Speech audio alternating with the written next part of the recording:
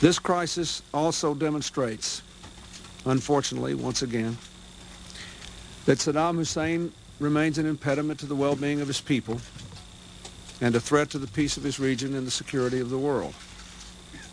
We will continue to contain the threat that he poses by working for the elimination of Iraq's weapons of mass destruction capability under UNSCOM, enforcing the sanctions in the no-fly zone, responding firmly to any Iraqi provocations.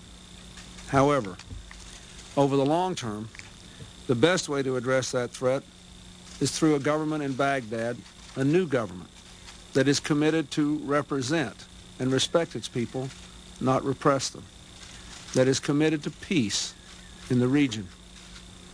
Over the past year, we have deepened our engagement with the forces of change in Iraq, reconciling the two largest Kurdish opposition groups, beginning broadcasts of a radio-free Iraq throughout the country. We will intensify that effort, working with Congress to implement the Iraq Liberation Act, which was recently passed, strengthening our political support to make sure the opposition, or to do what we can to make the opposition, a more effective voice for the aspirations of the Iraqi people.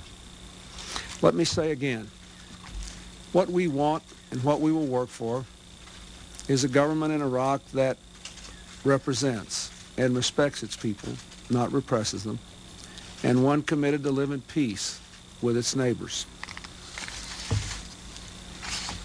In the century we are leaving, America has often made the difference between tyranny and freedom, between chaos and community, between fear and hope. In this case, as so often in the past, the reason America can make this difference is the patriotism and professionalism of our military. Once again, its strength, its readiness, its capacity is advancing America's interest and the cause of world peace.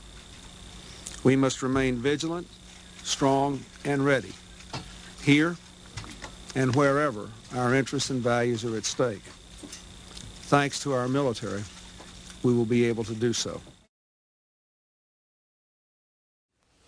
The hard fact is that so long as Saddam remains in power, he threatens the well-being of his people, the peace of his region, the security of the world.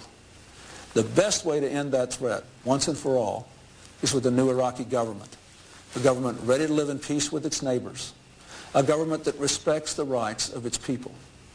Bringing change in Baghdad will take time and effort. We will strengthen our engagement with the full range of Iraqi opposition forces and work with them effectively and prudently.